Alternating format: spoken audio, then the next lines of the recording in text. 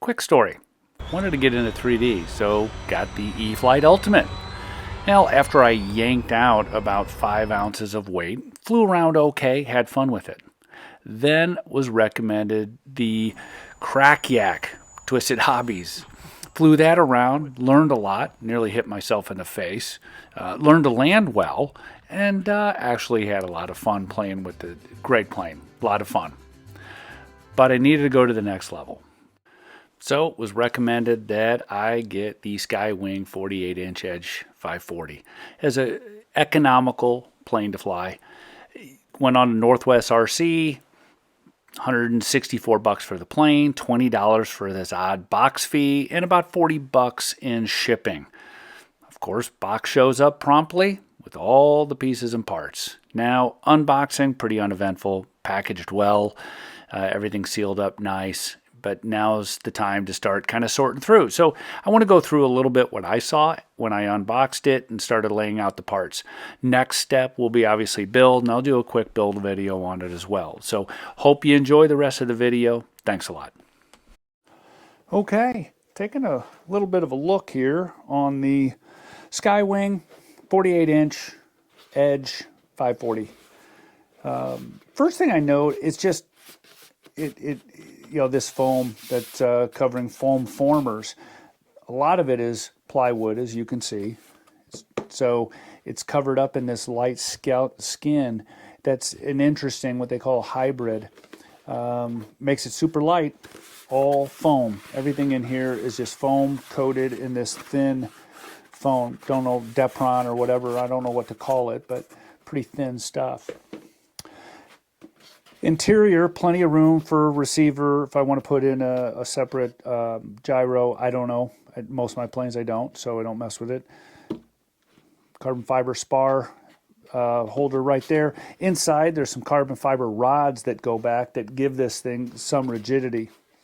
Motor mount, which obviously not glued on yet, set up with, you got a little angle built in. This carbon fiber or G10 material you just screw into. I'll have to figure out what kind of screws I'm going to use, pre-drill, screw those in, or put blind nuts through. I haven't decided yet on that. But all in all, incredibly light and pretty stiff. So anxious to get her up in the air. I want to quickly talk about these components here and some of the things I noticed. One is that the feel of this, it feels solid. It feels like a solid piece of foam. If I push down hard, I can kind of feel some indentations like right here where the servo goes and such, but it feels like a solid piece. Obviously there's, as you know, there's some assembly required. This isn't a quick build, but I don't think it's going to be a very hard build. It's just going to take a little time to go through all the pieces and parts, assemble all the hinges and so on and so forth. Landing gear, solid. Looks like it's very well made. Carbon fiber. Spinner comes with it, even though Northwest RC website, it says that a spinner is required. One comes in there along with all the other bits and pieces. The cowl, a lot of this needs to be removed. If you watch any other build videos, you see they yank this out. I will say it is kind of squishy. I don't know how strong that is. I've seen a lot of people fly these things and highly recommended. So I'm anxious to see that, how well it's going to put up to me as a new flyer and some abuse, unfortunately, because I'm not very good at 3D yet. So we'll see how that goes. Want to walk through the components. First off is the T-Motor AM480. Was recommended actually by Tim at Northwest RC. Says it's a fantastic motor and should do really well. Seen other guys fly the same plane on this and it looks like it's a beast. So happy with that. Speed controller is the Hobby Wing Funfly 60 amp. More than enough power for this plane as far as amps for this plane. Shouldn't be drawn that much.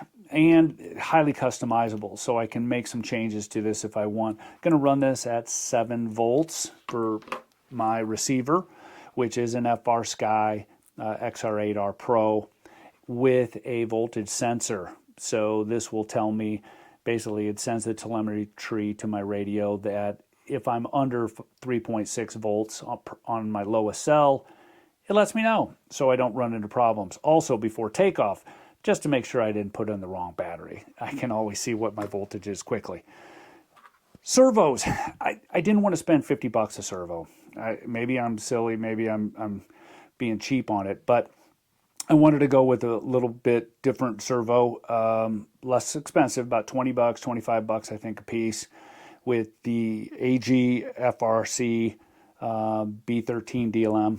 So all the stats on it look good. It should perform great. The reviews on them are good for other people using these. So I'm banking that this will still be a good move for me and save me a couple bucks. Hopefully it won't bite me. We'll see. Thanks for watching the video. Stay tuned for the build video coming up in a week or so. Thanks.